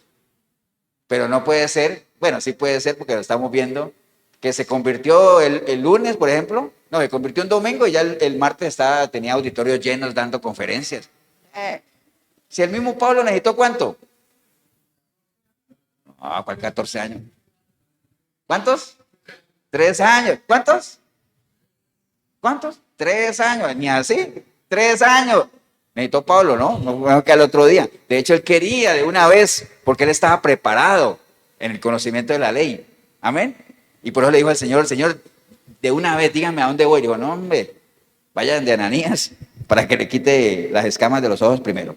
Entonces, hermanos, el cristianismo está pasando por esa paradoja. No se confíe, no se deje llevar por esas modas y ese boom que hay ahorita de que todo el mundo es cristiano y que, ¿me entienden? No, ahorita hay que saber distinguir. Por eso el Señor dice, sé vigilante. O sea, analízate. Amén, hermanos. Entonces, entender qué es lo que implica el ser cristianos, hermanos, y no entrar en esa onda del cristianismo de hoy en día que no se sabe ni para dónde va, donde la gente ni conoce a Cristo. No se le predica el carácter de Cristo. Ni siquiera saben que hay que arrepentirse, que hay que nacer de nuevo. No saben nada de eso, no saben de pecado, ¿no? Caen en lo que vimos ahí de la iglesia, ¿no? Amén. Y algunos síntomas como usted, si les gusta, ¿no? Como hablamos ahora, de que si uno llega y está respirando y todo eso, entonces se le hace RCP, no. Algunos síntomas que no son compatibles con la vida, hermanos, espiritual, cuando usted ya no es una persona de oración, ya no le gusta orar. ¿Qué es orar? Hablar con Dios. A usted ya no le gusta hablar con Dios, no le gusta orar, no le gusta tener contacto con Él. Cero comunicación. Vea, uno como padre se debe sentir muy, los que somos padres o madres también, como no se debe sentir uno muy bien cuando los hijos acuden a uno solamente a pedirle cosas, ¿no? A pedirle, y uno, ¿y cómo te fue? Nada, madre. ¿Me entiende? ¿Qué es lo que uno anhela? No solamente uno no tiene problema en darle a los hijos lo que ellos necesitan, pero también uno anhelaría que una conversación, ¿no? Que tomen en cuenta un consejo. ¿Cuál es la mejor manera de un hijo demostrarle amor a un padre o a una madre? ¿Por medio de qué? La obediencia, acuérdate. Lo mismo que pasa, el Señor lo que más valora de nosotros, ¿qué es? La obediencia, ¿no? Ahora, obediencia obviamente conforme al Señor. Entonces, cuando una persona ya no ora, síntomas, hermanos, de que hay cosas que están muriendo ahí, cuando ya no se escudriña la palabra, es lo mismo, cuando le aburre las prédicas. Bueno, nosotros llevamos una hora aquí, y hay gente que dice, pastor, ¿cuál es su anhelo? Estar en una eternidad con el Señor. Pero usted sabe que allá 24/7 adorando al Señor. ¿Ah, sí? 24/7. Entonces hay gente que no aguanta una hora aquí. ¿Y quieren estar allá qué cosa? 24/7, 365. Por la eternidad. ¿Qué quiere decir por la eternidad? No hay fin. Amén. Entonces hay que valorar. Pero si usted se aburre escuchando la palabra y le emocionan más otros temas, hay que revisarse, ¿no? Vea, el asunto del congregarse, hermanos, que eso es otro tema, ¿no? Yo no estoy hablando de los que ya no se quieren congregar, eso ya es otro tema. Pero estoy hablando de la iglesia en general, ¿no? Hay que congregarse, hermanos. O sea, el congregarnos es una manera de hacer visible realmente lo que estamos hablando ahora, ¿no? Es más, le leo lo que el Señor le decía a la iglesia de Sardis. Acuérdate, pues, de lo que has recibido y has oído, ¿no? Una manera de hacer visible el que uno tiene eso presente es, ¿qué cosa? Congregarse, vea. Aquí hay gente que viene de lejos, vea. Allá está Anthony y familia, ellos vienen desde Atenas. Eso no es aquí a la vuelta. Ah, de Grecia, sí, de Grecia. Bueno, cerca, ¿no? Ateniense, bueno, desde Grecia. Más lejos Grecia que Atenas, sí, ¿no? Parecido. Desde Grecia, ¿no? Algunos otros vienen de Cervantes, otros vienen de Escazú, San Pedro, Pavas. Otros vienen, la mayoría vienen de Cartago, está bien. Entonces, independiente de usted venga, hermanos, usted puede venir de aquí, usted me dice, pastor, yo vivo aquí al lado del rey. No importa, pero tengo que levantar temprano, tengo que venir. Entonces, es un esfuerzo, es la manera de hacer visible, ¿qué cosa? Un esfuerzo, hermanos, un esfuerzo. Amén. Tómelo como algo, actividad de domingo y todo ese asunto. Entonces, hay que hacer visible. Si el amor existe, tiene que ser visible, ¿no? Entonces, hay gente que ya no se congrega, hay gente que de los 4 domingos del mes viene uno. Entonces, hay que pesar eso, hermanos, hay que pesar eso. Bueno, obviamente, la gente que lo rodea a uno, ¿qué características tienes? Hay un dicho que dice, dime con quién andas y qué, y te diré quién eres. Y la otra versión es, dime quién eres y te diré con quién andas. Entonces, ¿quién es la gente que nos rodea, hermanos? Ahora, usted dirá, pastor, porque uno tiene, ya lo hemos hablado, uno tiene que convivir con gente que no es cristiana. Está bien, sí, pero la gente que es cercana a uno, los que son, ya tienen un vínculo ya con uno, ¿qué características tienen? No hay que ser selectivos en esas cosas, ¿no? La forma en la que actúas dentro y fuera de la iglesia, la forma en la que hablas, todas esas son señales, hermanos, que a uno le dan campanazos de alerta de que si hay cosas en uno que están muriendo, ¿me entiende? Que no son compatibles con la vida, que uno debería, ¿qué cosa? Afirmarlas, corregirlas. ¿Para qué? Para que no terminemos muriendo realmente, porque cuando uno muera, ahí sí ya no hay nada que hacer, ahí no hay resucitación artificial ni nada de eso, ¿no? Pero bueno, es una decisión personal. Amén, hermanos, ¿o no? Es una decisión personal, ¿no? Entonces, cada uno tiene que ocuparse de dar frutos, cada uno tiene que llenar su mente de la información que realmente sea para usted edificante. No la deje vacía tampoco, no haga como aquel que limpió su casa, la dejó vacía y vinieron y se le metieron 7 demonios más fuertes que los que tenía antes. Limpie su mente, pero llénela de información de la palabra, principios de Dios. Amén, hermanos. Vea, voy a terminar leyéndole lo que está en Gálatas 6. Gálatas 6, hermanos, muy ligado a lo que estamos hablando nosotros aquí, ¿no? Nada más amarrando todo, ¿no? Estamos leyendo la carta a Sardis, que era una iglesia que presumía de que estaba viva, pero realmente estaba muerta, ¿no? Como le puede pasar a mucha gente que presume de que están vivos espiritualmente, pero están muertos. ¿Por qué están muertos? Por lo que lo mismo el Señor le decía. Porque mira, yo estoy viendo que no todas las cosas que hacen agradan a Dios, no son perfectas para Dios. No te confíes que todo lo que tú hagas a Dios le va a gustar, porque Él sabe por qué lo hace. ¿Por qué? Porque Él conoce tus obras. ¿Me entiende? Una obra, algo que usted haga puede ser muy bueno, muy bonito a los ojos de los demás, pero como el Señor sabe con qué intención lo haces, Él sabe si lo que haces sirve o no sirve. Hago un paréntesis. Cuando Pedro quiso persuadir al Señor para que no fuera a Jerusalén, ¿lo hizo por qué? Porque lo amaba. Amén. Porque como amigo, decir, yo como amigo no voy a permitir que tú vayas allá, ¿para qué? Para que te maten. No, no lo hagas. ¿Y entonces qué le dijo el Señor? No le dijo muy bonito, mira Pedrito. No, le dijo, apártate Satanás. ¡Wow! Qué duro, ¿no? Apártate Satanás. ¿Por qué? Porque las cosas que a veces parecen buenas, si no están alineadas al plan de Dios, no sirven. No aportan. Amén. Entonces no se confíe, hermanos, de todo eso, ¿no? Entonces, por eso estamos hablando ahí. El Señor le dio ese diagnóstico a la iglesia, le dijo, bueno, primero, sé vigilante, es decir, no te duermas, no te descuides, no bajes la guardia, sé vigilante y mira las cosas que todavía no han muerto, ¿para qué? Para que las reafirmes, ¿Por qué? Porque yo sé que en esa iglesia todavía hay gente, hay algunos poquitos que han mantenido blancas sus vestiduras. Y en la vida de uno, yo sé que todavía hay cosas en ti que te unen a mí, todavía las hay, pero están comenzando. No dejen que se mueran. Amén, hermanos. Dice la palabra en Gálatas, hermanos, que es otra carta que escribió el apóstol Pablo. ¿A quién? No, a la iglesia de Galacia. Acuérdense que no es lo mismo escribir una carta, que yo le escribiera, voy a escribir una carta a los de Cartago, no es lo mismo que a la iglesia de Cartago, ¿no? Porque hay mucha gente que vive aquí en Cartago que no le va a interesar lo que uno escriba. Entonces, Pablo, ¿a quién le escribía? A la iglesia de Galacia, ¿no? A la iglesia. Y él les dice, hermanos, si alguno fuera sorprendido en alguna falta, vosotros que sois espirituales, restaurarle con espíritu de mansedumbre, considerándote a ti mismo, no sea que tú también seas tentado. Entonces está hablando de la iglesia, ¿no? En general, haciendo un reconocimiento de que en las iglesias siempre hay gente que se mantiene con sus vestiduras, ¿qué? Blancas, ¿cierto?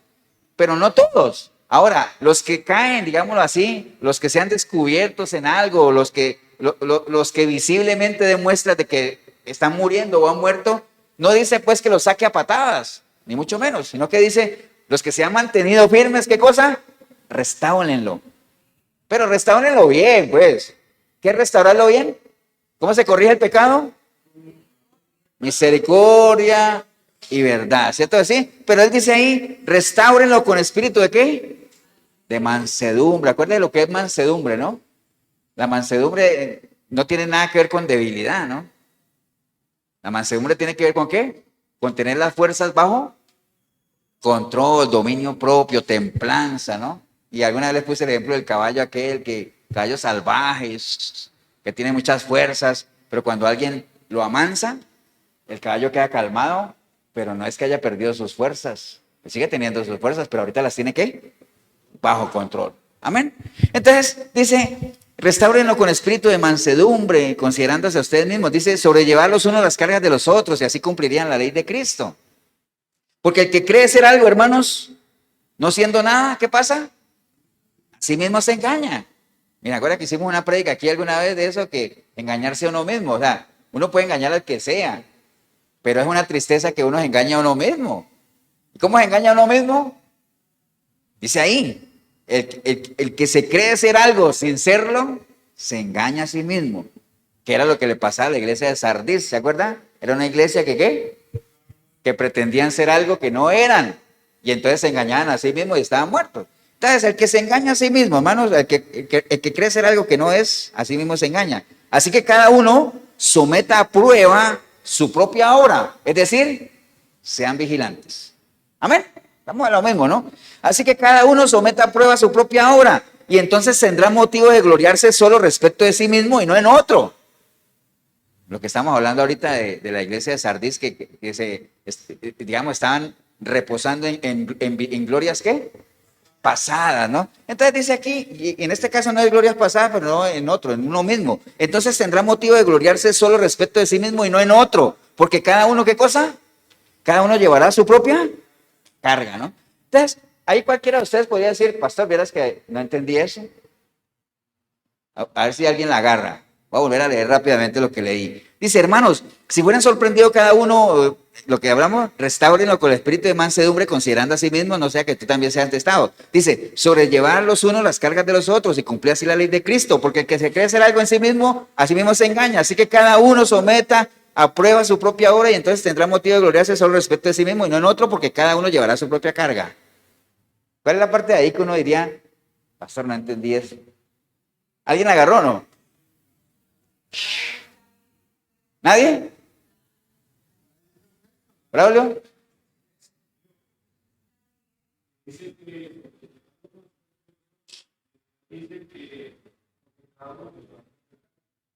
Entonces es como confuso, ¿cierto?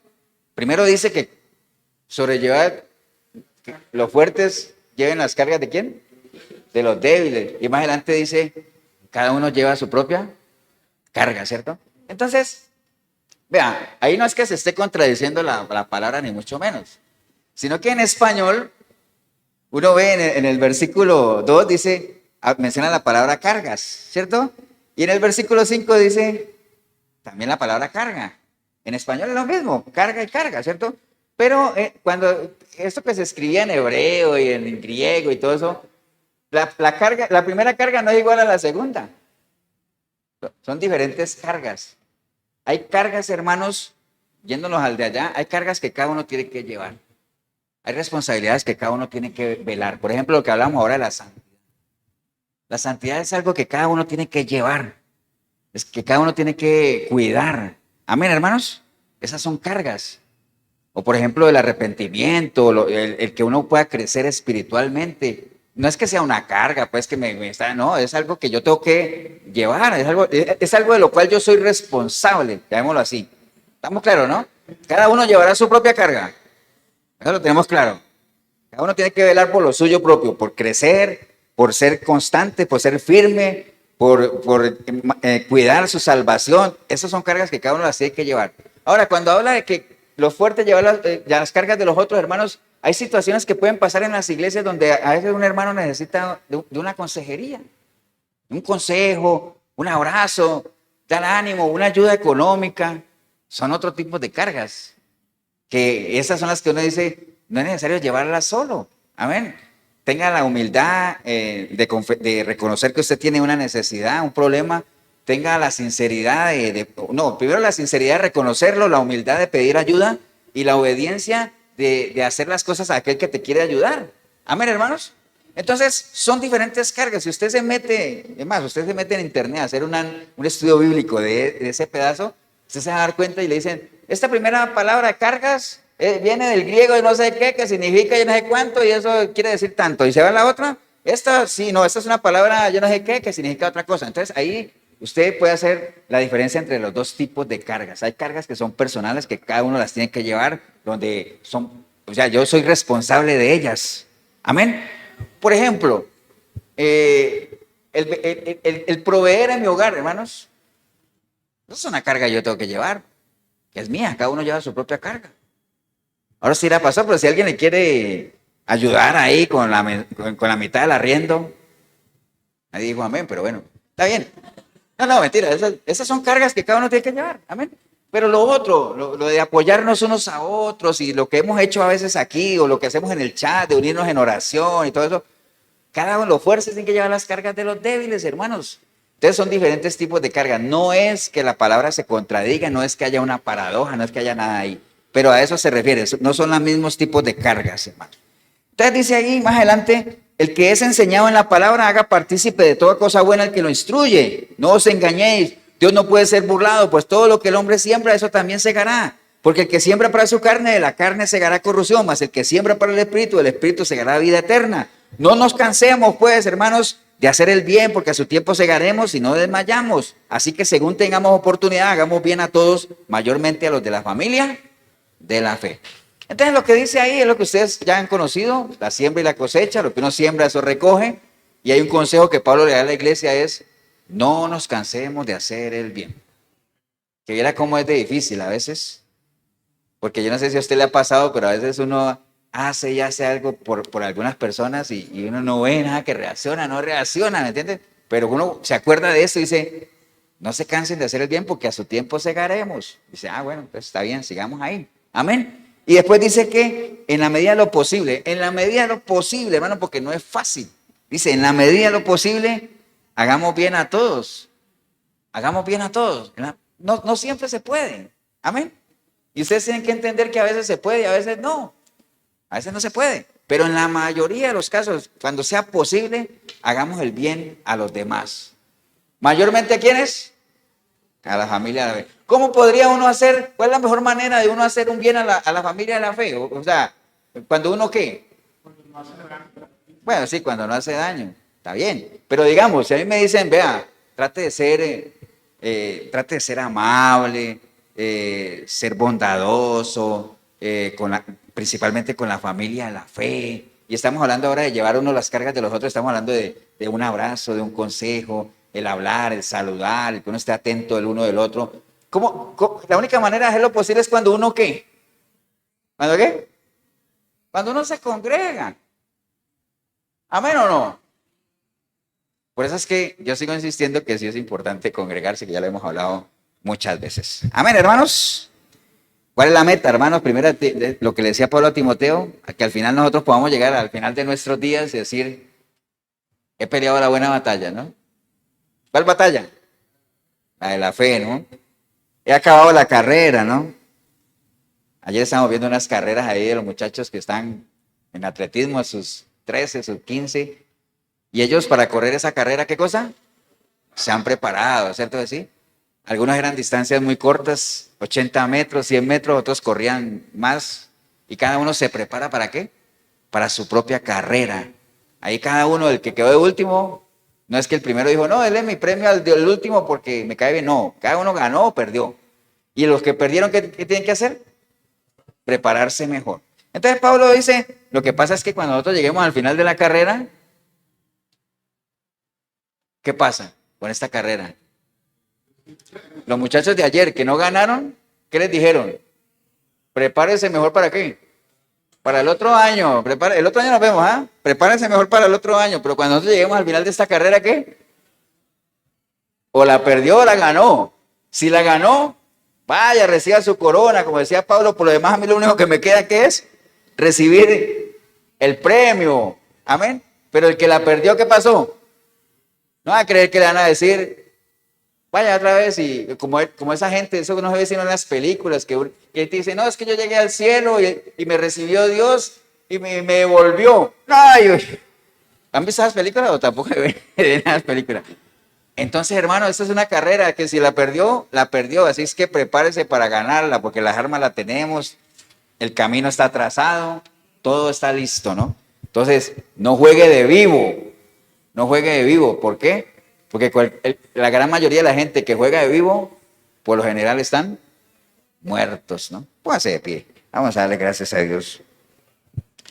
Padre, te damos gracias en este día, Señor, gracias por una oportunidad más que hemos tenido, Señor, de meditar en torno a tu palabra, Señor. Siempre tratando de que la trompeta suene con un sonido cierto, Señor. Porque dice la palabra que si la trompeta no suena con un sonido cierto, ¿quién se va a preparar para la batalla? Nadie, ¿no?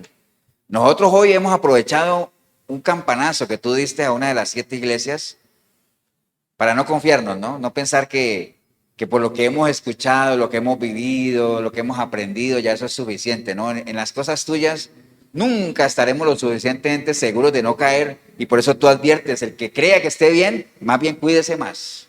Hoy lo hemos entendido. Y que nos sirva este mensaje a esta iglesia de Sardis para reafirmar aquello que nosotros sabemos que en lo cual hemos creído, Señor, y que posiblemente haya en algunas áreas de la vida, en nuestro caminar cristiano, que están ahí débiles, flacas, que hemos dejado de alimentar. Entonces reafirme esas cosas, reafírmelas, porque el remanente siempre se mantiene y el Señor lo conoce a sus ovejas. Así es que te damos gracias, Señor, por esa linda oportunidad que hemos tenido. Si hubiera alguien, una persona hoy aquí o ahí en el video, que usted hoy entendió que igualito que esa iglesia, ¿no? Juegas de vivo, pero hoy te has dado cuenta que estás muerto. ¿Y cómo te diste cuenta que estás muerto? Por todos los signos que no son compatibles con la vida, ¿no? Todas esas son características de una persona que está más del lado de la muerte que del lado de la vida, y espiritualmente así es, ¿no? Si usted se ha sentido identificado con esos signos no compatibles con la vida, lo que le aconsejo es, eche mano de la vida eterna, eche mano de ahí, aliméntese de ahí. Y la única forma, obviamente, es entregándole tu vida al Señor. Así es que si ese es el caso suyo, hombre o mujer, ahí donde estás, puedes decirle, Señor Jesús, en este día escuché tu palabra, Señor. Y hoy me ha quedado claro de que aquello que alguna vez escuché que dice que apartado de ti no puedo hacer nada. Hoy me queda claro y así lo he visto en el estilo de vida que llevo, Señor.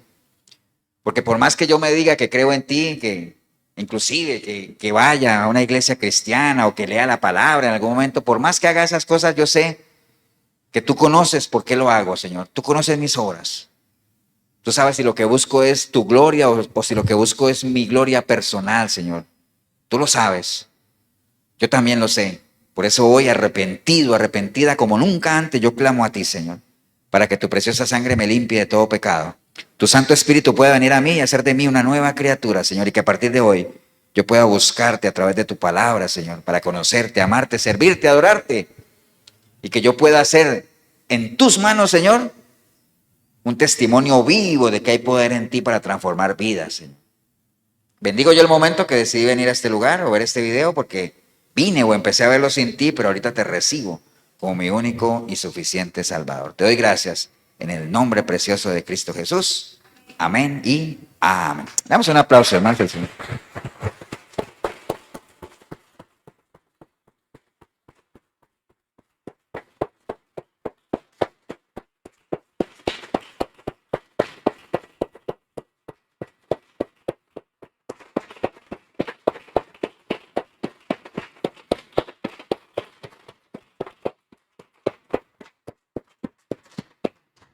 Bien, si usted hizo la oración, felicitarle, pero recuerden, ese es como ahora que estamos hablando de carreras, eso es como cuando suena el disparo y uno empieza, ¿no? Pero si usted no sigue avanzando, le garantizo que no va a llegar a la meta, ¿no? Tiene que comenzar a avanzar y a medida que avance, aumentar un poquito la velocidad y irse esforzando un poco más, ¿no?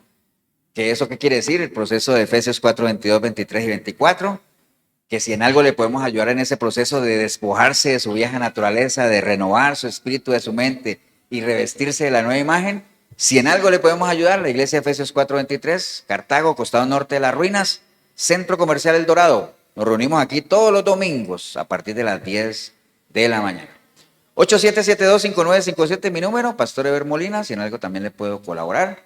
Búsquenos en redes sociales, Eber Molina, o también busque el canal de YouTube de la Iglesia de Efesios 4:23. Hoy domingo, como todos los domingos, en la 105.9 de la FM en Radio Urbano, programa Sinceridad.